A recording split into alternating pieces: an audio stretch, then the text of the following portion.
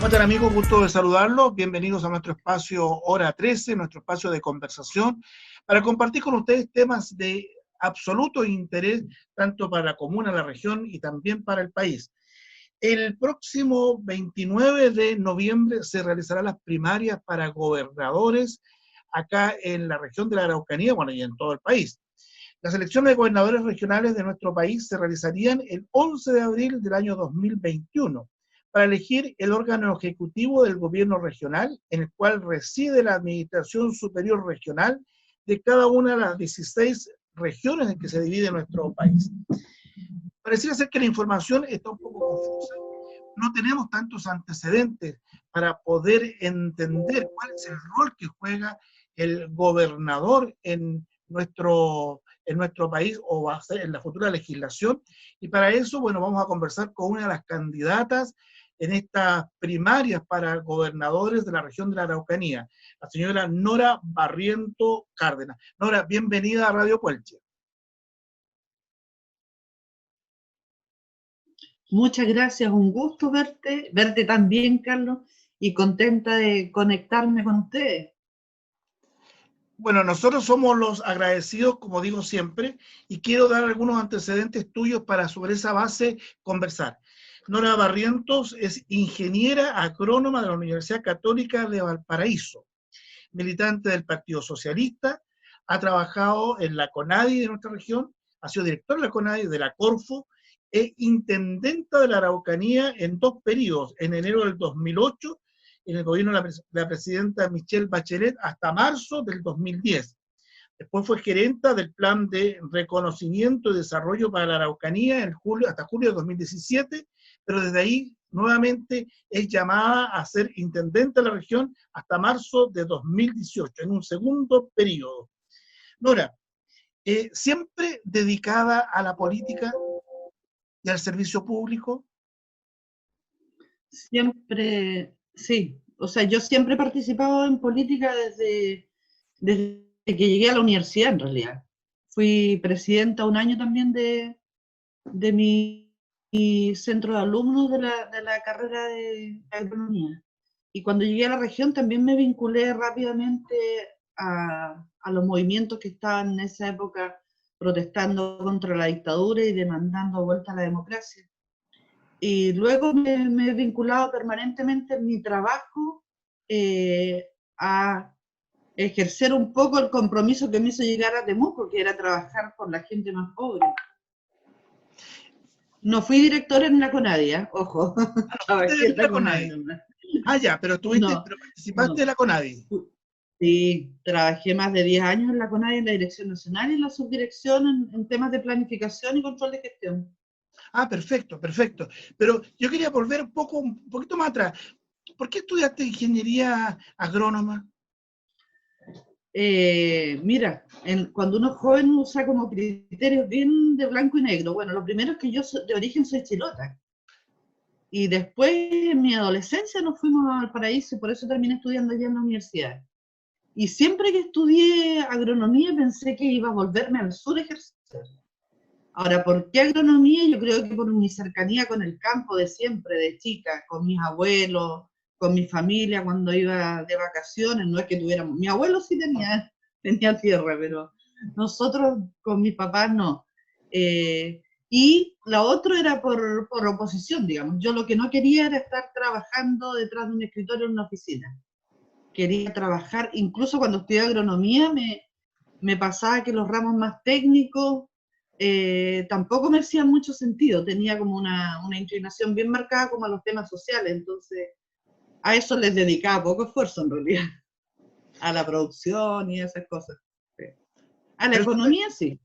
Pero eso te dio una base, un sustento, además de estar en la universidad y haber militado, haber sido, digamos, dirigente del centro de alumnos, también te dio una base y un sentido social fuerte para poder entender el proceso que se estaba viviendo acá en nuestro país. Sí, así es.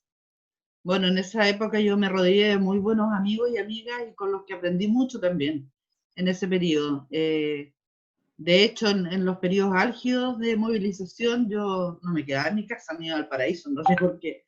En el barrio donde yo vivía no ocurría mucho, en realidad no ocurría nada.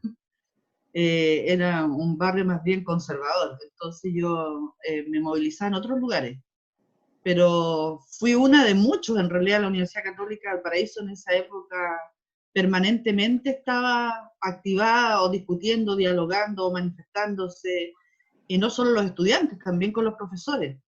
De hecho, yo tengo una anécdota en una ocasión que fui detenida y estuve pocas horas en realidad porque fuimos detenidas junto con un grupo de profesores. Entonces, toda la universidad, partiendo por nuestro rector, se movilizó para que nos dejaran pronto libres. Ahora, toda esa efervescencia social que te tocó vivir en la universidad, ¿te llevó a militar en el Partido Socialista? Pero yo empecé a militar después, una vez que me titulé, cuando llegué acá. Antes yo participaba en organizaciones en realidad estudiantiles, pero no militaba. Y cuando llegué acá, rápidamente yo y mi marido nos vinculamos con el sector también agropecuario del Partido Socialista. Y el Partido Socialista, con todos los vaivenes que ha tenido, te sigue identificando hoy en día, imagino. Bueno, yo sigo militando activamente y de manera crítica también en algunos temas donde a veces hemos perdido la conexión con la base, con lo que la ciudadanía plantea, y siempre activa y permanentemente también siendo miembro para tratar de influenciar, para que nuestro partido efectivamente esté conectado con las reivindicaciones y las demandas. Yo ahora soy miembro del Comité Central en representación de la región, y participo, como digo, activamente en un grupo de debate que propone iniciativas. Fuimos, por ejemplo, muy defensores de que se inhabilite a las autoridades para que continuaran por más de 3 periodos en sus cargos en ejercicio. Y eso lo logramos conseguir y fue por lo tanto una apuesta que desde el partido se le demandó a nuestros parlamentarios para que concurrieran con ese voto al Congreso y por lo tanto las autoridades no estuvieran permanentemente en sus cargos y que hubiera renuevo en la política. Ese renuevo de la política tiene que ver también con la mayor presencia de la mujer hoy en día, justamente en las grandes lides. Y tú estás en las grandes lides. Es muy complicado para una mujer hoy en día, incluso estar en estas lides, ser política. Sí, sigue siendo complicado. Sigue siendo complicado porque en la esfera de poder todavía hay mucha presencia de prácticas machistas que ahora son más sutiles. Pero el mansplaining, que es una práctica habitual donde ningunean la opinión de las mujeres, por ejemplo, donde los espacios de poder formal a veces solo se discuten algunos temas y en los espacios informales, donde se reúnen los hombres, se toman muchas decisiones, eso todavía es frecuente. Y además, las dificultades prácticas que uno tiene de congeniar o de tratar de armonizar nuestra vida también en los otros espacios, porque muchas de las tareas domésticas y de las funciones de crianza y de educación siguen fuertemente ligadas al rol de las mujeres. Nora, en estos momentos, para entrar un poco más en terreno, se van a producir el próximo 29 de noviembre las elecciones primarias para la elección de gobernador. Hay varios temas que me gustaría tocar al respecto, porque hay desconocimiento de la comunidad con respecto a estas primarias, hay desconocimiento con respecto también a lo que es la labor del gobernador, qué es lo que va a hacer el gobernador, en qué se diferencia o en qué se relaciona con el intendente, cómo es la relación que va a existir. Estamos llegando a hacer Chile un Estado federado. Son muchas las preguntas que quiero partir, pero quisiera iniciar, digamos, esta conversación en este aspecto, preguntándote con respecto a lo que significa esto de primarias para gobernadores. ¿Qué rol cumple el gobernador o va a cumplir el gobernador en las regiones? Partamos con eso. Sí, con lo mínimo, lo más básico. Bueno, durante 15 años yo creo que ha estado instalado el debate en nuestra sociedad de la descentralización, que no es otra cosa sino entregarle poder a las regiones para que decidan de manera más pertinente sobre las políticas públicas y por lo tanto las soluciones sean más adecuadas a las diversas realidades que el país tiene. Y esta descentralización tiene como varias patitas. financiera para que tengamos más recursos sobre los que decidamos, administrativa, para que tengamos una estructura que nos permita hacer eso, y política para que tengamos una autoridad. Y en eso es lo que se va a resolver ahora. Vamos a elegir a la primera autoridad regional, que se pasa a llamar gobernador o gobernadora regional. Por lo tanto, queda atrás y desaparece definitivamente la figura del intendente como autoridad designada por el presidente de la República desde la moneda y que se debe a él o a ella. De hecho, permanece en el cargo mientras tiene la confianza del presidente de la República y puede ser removido en cualquier momento.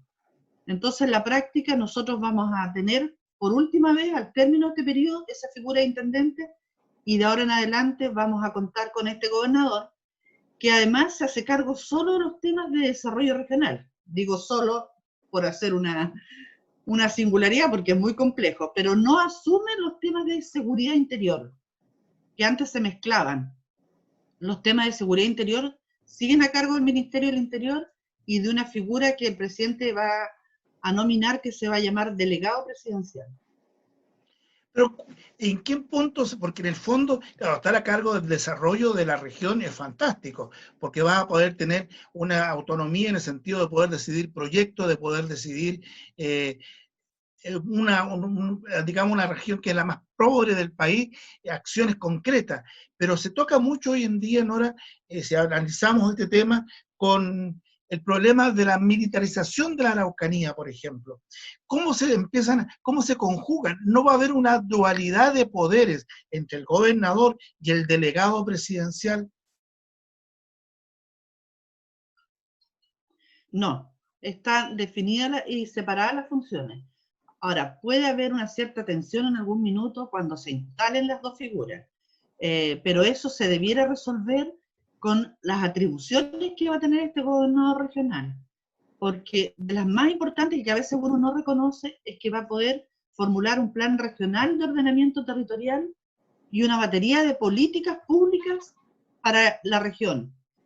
Y esas políticas van a ordenar a la institucionalidad. Entonces, claro, vamos a manejar solo el presupuesto del gobierno regional, que no es menor, son 130.000 millones. Pero además va a incidir en los sectores a través de la definición de estas políticas, que antes eran meramente referenciales, pero que ahora, una vez aprobadas, obligan a la institucionalidad pública a hacerse cargo de esa manera de intervenir. Entonces, al menos en esas materias no debiera haber roce. Se va a imponer finalmente la autoridad electa. Puede haber una cierta tensión cuando tengan posiciones políticas diferenciadas, pero yo creo que va a ser de tal poder, autoridad y respaldo ciudadano esta figura, que también su propio peso va a ser el que determine su liderazgo y la manera de conducir la región. Y en materias de orden y de seguridad, yo lo que he planteado es que obviamente primero deberíamos rápidamente dejar de tener este estado de excepción que se ha ido ampliando producto de la pandemia, que yo creo que no se justifica, que solo ha acarreado vulneración a derechos humanos. Y en el caso de nuestra relación con el pueblo mapuche, soy una convencida de que el debate para la nueva constitución debiera recoger el reconocimiento de que este es un Estado plurinacional y por lo tanto hay que avanzar en derechos colectivos del pueblo mapuche. Y el gobernador debiera estar activamente en ese debate. Pero además en lo concreto debería también generar un grupo de iniciativas, un paquete de iniciativas para avanzar también en soluciones que son prácticas, que tienen que ver con inequidades, con pobreza en los sectores rurales que están durante largo tiempo y que con las modalidades que hemos utilizado, si bien, claro, los niveles se han reducido, pero hay una magnitud sobre la que todavía no nos hacemos cargo. Y yo creo que ahí hay que avanzar garantizando derechos básicos. Yo he dicho que al menos debería ser en agua potable y alcantarillado, en vivienda para los adultos mayores, en la salud primaria que entregan los municipios, que es muy, muy distinta entre una comuna y otra. Y lo que vamos a hacer también es demandarle a las empresas forestales que concurran con un fondo. Ellos tienen utilidades como de 16.000 millones, que pongan 1 o 2 millones en este fondo, que decíamos en conjunto con representantes y que nos ayude técnicamente y sea nuestra contraparte la OIT para financiar también proyectos estratégicos en los sectores rurales donde hay presencia de comunidades mapuches que están en condiciones muy vulnerables. Para poder entender esta relación, quisiera ver el Consejo Regional, el CORE, ¿cómo se relaciona con este gobernador? El gobernador preside el Consejo Regional. El CORE sigue más o menos con las mismas atribuciones. El que llega con más atribuciones es el gobernador regional, porque puede proponer políticas públicas, puede proponer el diseño de programas y proyectos, va a tener una institucionalidad más potente porque va a tener nuevas áreas de gestión como movilidad y transporte, capital humano y desarrollo social y fomento productivo e industria, que son áreas que generalmente estaban muy deprimidas en el gobierno regional. El gobierno regional fundamentalmente se dedicaba a invertir en cemento y madera, por decirlo de alguna manera, y no en este tipo de componentes. ¿Y cuándo lo hacía? Lo hacía transfiriendo los recursos a determinados servicios. Y ahí lo que ocurre es que uno pierde el control, porque los servicios ejecutan de acuerdo a las definiciones que ellos tienen, que son generalmente de nivel nacional. Nora, ¿y cuál es la relación que va a tener o va a tener el gobernador con la seremía? Porque ahora yo creo que el gobernador tiene reuniones de equipo con la seremía por los proyectos distintos que hay, pero acá, ¿cómo se relaciona con ellos? Porque ellos en el fondo son dependencias que tienen con el ministro, con el ministerio, Sí. pero ¿cuál es la relación que tendrían con los gobernadores? No, eso va a continuar igual, van a depender del delegado presidencial, no del gobernador electo. La coordinación la va a llevar el delegado. Pero lo que yo digo es que cuando nosotros hagamos, y eso tiene que ocurrir el primer año, instalándose el gobernador, formular estas políticas para condicionar la intervención de los sectores. Ese va a ser el mecanismo. Y además, lo otro que tiene que hacer este gobernador cuando llegue es pedirle más atribuciones al intendente, perdón, al presidente de la República. La ley dice que esas atribuciones, o sea, esas nuevas competencias, pueden ser delegadas por el presidente de la República o pueden ser solicitadas por la región. Entonces, lo que yo digo es que llegando el gobernador, tiene que de inmediato pedirle más atribuciones al presidente de la República. Ahora, Más allá de lo que acordó el Congreso. pero ahora viene todo un proceso, además, que estamos en estos momentos con todo un proceso constituyente, con una convención que va a llevar seguramente a otro proceso. ¿Y qué va a pasar con ese papel del gobernador? ¿Se le van a otorgar otras atribuciones? ¿Se irá a discutir o se va a rediscutir la distribución del país desde el punto de vista de las regiones y de Sí, las yo creo que provincias? viene ese debate. Los 2 primeros años que van a ser en los que estemos discutiendo esta nueva constitución, va a venir el debate de la conformación del Estado y cómo se estructura, como los 3 poderes, primero cómo se van a organizar y luego la división político-administrativa de nuestro país y las atribuciones que van a tener las regiones. Así que ahí de nuevo va a haber una revisión de cómo vamos a entender la descentralización y cuánto poder le vamos a entregar a las regiones. Eso va a estar instalado en la nueva constitución, de todas maneras. Y tiene que estar instalado porque además tú acabas de plantear recién esto, nosotros vivimos con un pueblo originario que es el pueblo mapuche que requiere un reconocimiento como pueblo, ¿no? Y reconocimiento además en diversas funciones. Ahora, en ese aspecto, y trayéndote un poco a la región, digamos, a nuestro territorio lacustre, por ejemplo, ¿cuál es la relación que existe con el territorio lacustre en cuanto a las políticas de desarrollo turístico, por ejemplo? Que en este proceso de pandemia no vamos a tener que decir estamos absolutamente alicaídos y el reclamo de los empresarios del turismo es grande porque esta región hoy en día, si era pobre, yo creo que hoy día está más pobre todavía. Exactamente. Bueno, lo primero que hemos dicho es que vamos a construir de manera participativa una política de cambio climático.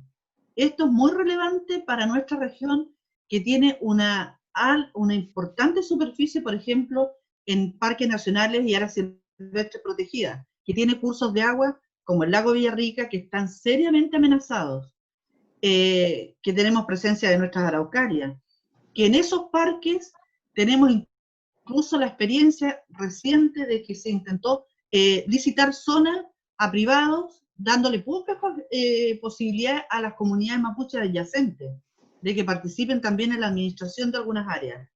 Pero en materia turística también, lo otro que hemos dejado de pensar es cuál es el turismo que queremos promover.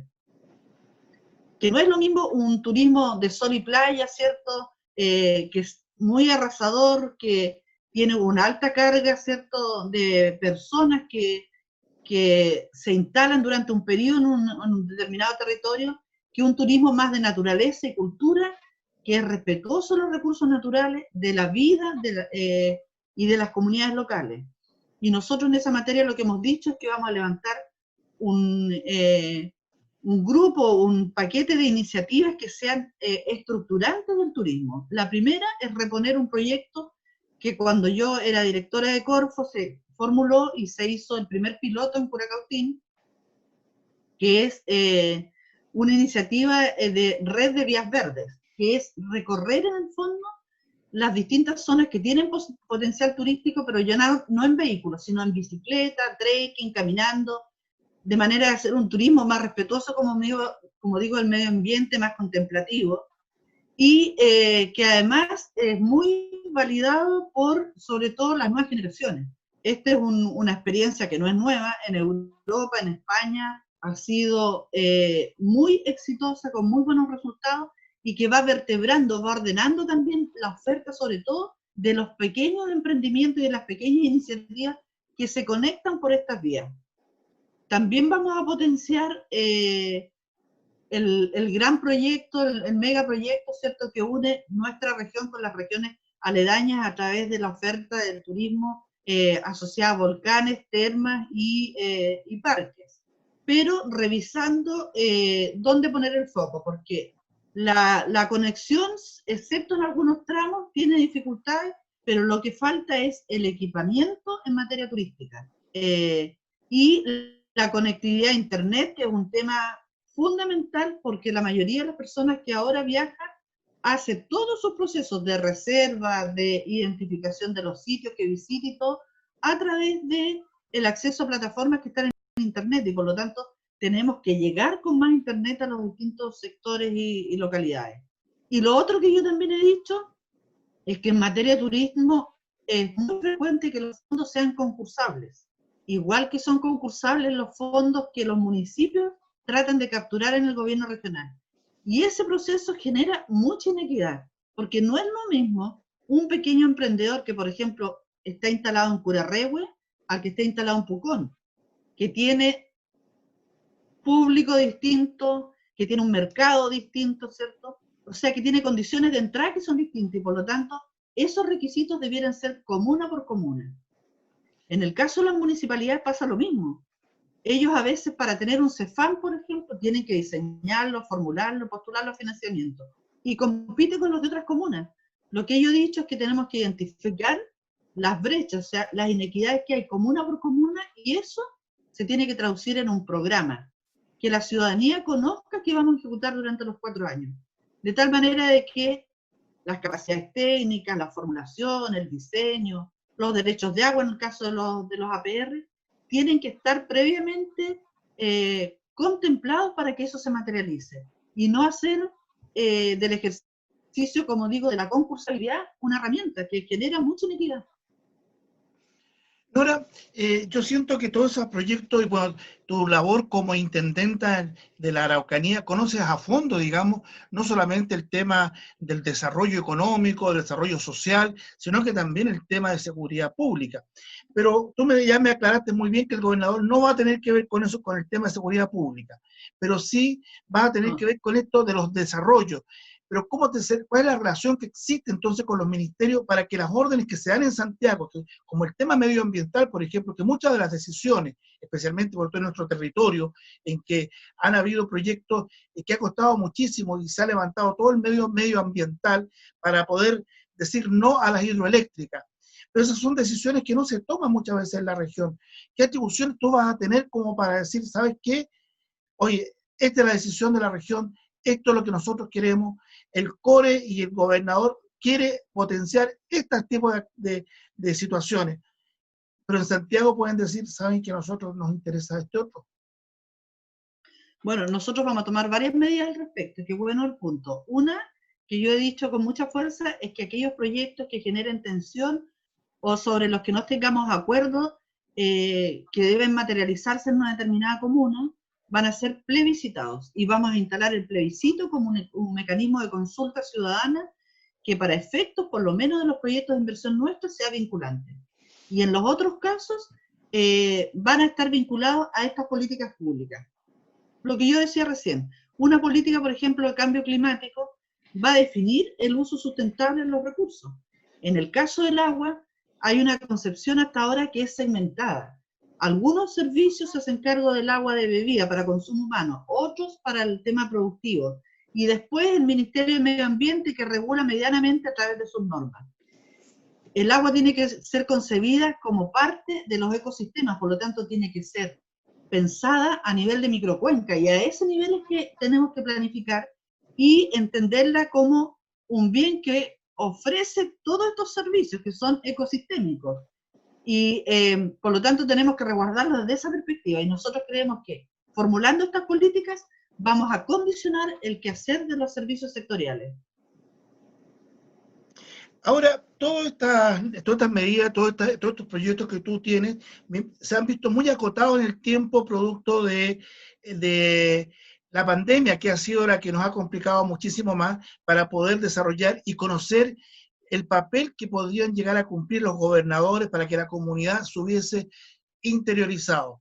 Tendremos a puertas el 29 la elección de primaria, pero las primarias son las que van a configurar quién va a ser el candidato de la centroizquierda digamos, al rol del gobernador, a cumplir este primer rol de gobernador. Yo te quería invitar a una pequeña pausa y retornamos para que nos explique en qué consisten las primarias y por qué la ciudadanía tendría que ir a votar y tendría que ir a votar por Nora Barrientos. Hacemos una pequeña pausa y retornamos a los estudios virtuales de Radio Puebla.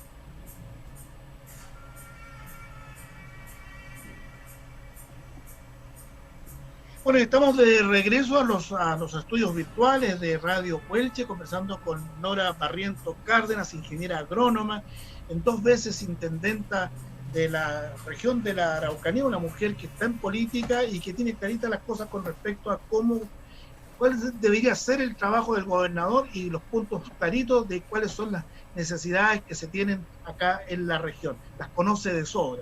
Pero para llegar a ser candidata a gobernador hay elecciones de primaria. Y esas se realizarán el próximo domingo 29 de noviembre. Nora, ¿qué significan estas primarias? ¿Por qué hay primarias para gobernador? Porque también es otra de las preguntas que tiene la comunidad. Sí. Bueno, te agradezco la pregunta porque las primarias es un mecanismo que se instituyó hace poco para resolver cuando se constituyen coaliciones políticas quién debiera encabezar una determinada candidatura.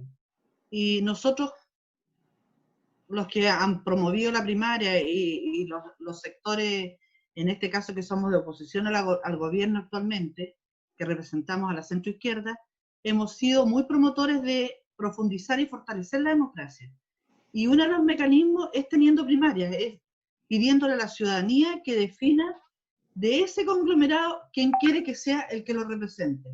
Y es muy importante porque las primarias, primero, son legales, están reguladas por el Servicio Electoral, por el CERVEL, por eso que ya muchas personas las han estado llamando porque van a ser vocales el día 29 de noviembre. Los locales de votación son prácticamente los mismos que ocurrieron en el plebiscito. Hay algunas comunas, las más pequeñitas, donde, producto de la fusión de las mesas, se ha cerrado un local, pero son casos excepcionales. Están normadas, por lo tanto, por el CERVEL, ellos emiten los votos, hacen la contabilidad, los procesos de control y también los procesos de resguardo de la pandemia. Ahora, ¿por qué es importante participar? Por lo mismo que yo decía al inicio, la gente durante mucho tiempo ha estado demandando más incidencia en las decisiones que le afectan a ellos. Y en materia de políticas públicas, es un tema no menor quien esté liderando un equipo o, en este caso, la región. Nosotros creemos que no debe imponerse un candidato. Esta coalición es la única en el país que está haciendo a lo largo de todo Chile esta primaria. Nosotros representamos al Partido Socialista, PPD, Democracia Cristiana, Radicales, a los progresistas, ciudadanos, pero también a la inmensa mayoría del mundo independiente que se identifica con la centroizquierda. El Frente Amplio tiene primarias en 3 regiones y aquí en la Araucanía hay un partido, que es el Partido Ecologista Verde, que también tiene una primaria interna. La importancia, como digo, es que la opinión de los ciudadanos ojalá sea la que prime. Ahora, con el nivel de desinformación que hay una cierta preocupación que es obvia, digamos, de que no tengamos mucha convocatoria. Además que las autoridades de gobierno, el propio CERVEL, han difundido muy poco el proceso de primarias.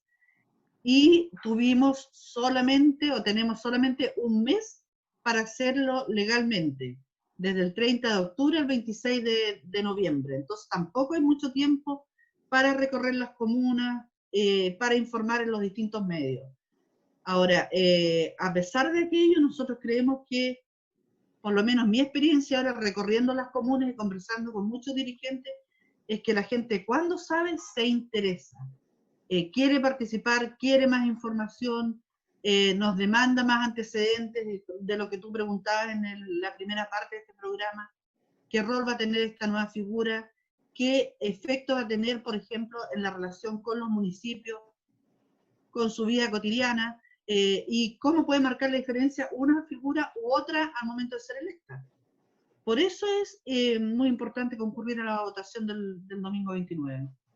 Ahora, esta votación el domingo 29 se elegiría entonces el representante de esta coalición de partidos para el gobierno. Y estas elecciones se realizarían en abril del próximo año. El 11 de abril, junto con las elecciones municipales y de constituyentes. Y de constituyentes. Y de consejeros regionales, esas van a quedar, digamos, los consejeros regionales va a quedar pospuesta. Esa es para noviembre, junto con las parlamentarias. Junto a las parlamentarias. Es decir, que el próximo año nos espera un año arduo de posibles elecciones. De muchas elecciones, sí. Y lo otro es que si el 11 de abril los que estén en esa papeleta como candidatos a gobernadores o gobernadoras no obtienen el 40% de los sufragios emitidos tienen que ir a una segunda vuelta, las Ah, dos primeras mayorías. perfecto. Y ahí recién se elegiría, digamos, a este gobernador regional, que sería un trabajo completamente distinto al que ha desarrollado el intendente. Y el intendente Exacto. sí es elegido, digamos, es nominado por el presidente de la República que está en ejercicio. Exactamente. Y por lo tanto se debe a él. Él lo remueve cuando quiere y él aplica las políticas públicas que son priorizadas por ese gobierno de turno. En este caso, el gobernador tiene que deberse a los ciudadanos y ciudadanas de la región, a los habitantes de la Araucanía que los van a elegir. Y va a tener ese gran poder que es el poder del respaldo ciudadano. Para poder decidir en las políticas, digamos, de desarrollo económico y social de la región solamente. Exactamente, o sea, y en materia de infraestructura, de equipamiento, o sea, eso significa en materias de salud, de educación, de fomento productivo, de capital humano. Mira, otro tema interesante que nosotros también estamos promoviendo es crear un canal regional de educación y cultura. La mayoría de las personas se informan por los canales de televisión y vemos mucha información sesgada, mucha basura en la entrega de estos canales, y en la región no tenemos a esta institucionalidad que promueva en realidad valores identitarios de nuestra región, que empiece desde los primeros años a educar en la convivencia y la diversidad también. Y queremos que se geste este canal que haga y que cumpla esa función. Bueno, interesante porque bajo esa perspectiva también, yo que soy un hombre de cultura, digamos, me interesa muchísimo que sea justamente la identidad la que cobre fuerza, porque en realidad a nivel, salvo los medios locales, que somos más chiquitos, pero también cubrimos una cierta necesidad, desarrollamos un poco esta vinculación con los artistas, con la identidad de cada uno de los territorios, pero sin embargo a Santiago no le interesa, digamos, lo que nosotros estemos haciendo. Yo me imagino que también el gobernador tendrá que ver un poco con la cultura nuestra y desarrollar algunas políticas Sí, tendientes a este desarrollo artístico y cultural. absolutamente. De hecho, nosotros conformamos un equipo para trabajar este plan que lo encabezaba Larry Malinarich, amigo tuyo, Por supuesto, y gran amigo nosotros de la lo que radio, además. dijimos, sí, y lo que nosotros dijimos en esa propuesta primero es avanzar en fortalecer la relación con el ministerio, promover la construcción de infraestructura y equipamiento, pero no solo que sea administrado y gestionado por la institucionalidad pública, sino también autogestionado por los propios cultores. Hay que generar un mecanismo a través de una modalidad convenida donde muchas de estas iniciativas sean gestionadas por ustedes. Eh, la institucionalidad a veces coarta la propia expresión cultural, la autonomía necesaria de la expresión cultural y de la diversidad que hay. Y además ocurre que generalmente también pasa lo que yo he dicho, o sea, donde tenemos infraestructura, en las grandes ciudades solamente, pero en las pequeñas comunas hay muy poco espacio y oportunidades y recursos para desarrollarla. Eso es verdad, y yo creo que la necesidad hoy en día ha aumentado, la gente quiere mayor identificación con el arte, con la cultura. La pandemia ha mostrado además de que el arte y la cultura es relevante en la vida de cada una de las familias y que si no hubiese esa pieza musical, a lo mejor la radio funcionando, ese tema, esa pintura, haber leído ese libro, esta pandemia no habría sido insostenible. Exactamente. Hoy día más que nunca nos hemos dado cuenta del valor que tiene la cultura y sus diversas expresiones. Nora, yo quiero agradecerte esta instancia que hemos tenido de conversar en Hora 13 con Radio Puelche para la comuna de Pucón en forma especial, pero también para el territorio lacustre. Agradecer la gentileza que tú has tenido siempre, además con nuestra emisora y especialmente con esta conversación que esperamos también tenga un impacto en nuestra comunidad. Y yo quisiera dejarte los micrófonos de Radio Puelche para que a lo mejor hay un tema en especial que no hemos conversado, eh, a ti te interese, digamos, comentarlo. Bueno, muchas gracias de nuevo por este espacio, Carlos, que además es tan ameno y entretenido cuando tú lo conduces. Decirle a los habitantes puconinos y de las comunidades cercanas que esta nueva figura de gobernador regional, al menos este proyecto colectivo que trato de encarnar y representar, lo que hace también es recoger lo que la ciudadanía en su conjunto nos ha estado manifestando con mucha fuerza este último periodo. Dignificar vida de los ciudadanos independiente del lugar donde ellos estén asentados. Y la dignificación del gobierno regional significa un compromiso concreto, derechos básicos garantizados, acceso y oportunidad para los jóvenes, trabajo en el periodo post-pandemia a través de mecanismos explícitos, pero además un modelo, una visión de región que tiene que pensarse desde una concepción distinta. El extractivismo como modelo genera muchas inequidades, tenemos que pensar una región que sea más verde, una región que sea feminista y una región que profundice la democracia. Esos debieran ser los ejes a la hora de tomar las decisiones y entender que la consulta, el plebiscito, la participación fortalece y mejora las decisiones que pueda tomar esta autoridad. Bueno, agradecerte todo el éxito y estaremos informando nosotros el día 29 también lo que pasa acá en la comuna de Pucón, invitando a la comunidad a votar para poder decidir quién nos interesa esté al mando de esta nueva persona, digamos, que es un poco complicado todavía poder entenderlo, pero en la medida que se vaya socializando yo siento que vamos a tener mayor empatía y vamos a apoyar porque realmente las decisiones, y eso uno se percata cada vez más, de las regiones se tienen que tomar en las regiones. Y Nora, agradecerte, como te digo, absolutamente tu gentileza y todo el éxito. Muchas gracias, gracias de nuevo, y ojalá que concurra la gente a manifestar su opinión el día 29 de noviembre. Soy la que encabeza la lista, la letra B, número 1. Eso te iba a preguntar, fíjate, letra Sí, B, y soy la número única 1. mujer. Perfecto. Bueno, yo quiero agradecer a nuestros auditores también la sintonía que nos han manifestado y decirles que durante toda esta semana estaremos conversando justamente del rol del gobernador, estaremos repitiendo entrevistas y conversando nuevamente a lo mejor con Nora o con alguna persona que se estime necesaria para poder entender este proceso, pero además, si queremos cambiar el país, tenemos que ir a sufragar, tenemos que ir a votar, tenemos que hacernos esa tarea porque en realidad el Chile lo construimos todos. O sea, con que usted se quede en su casa no nos sirve. Hay que ir, votar y decidir. Es la única forma de poder construir democracia. Nora, muchas gracias, que tenga una muy buena tarde. Un abrazo, cariño.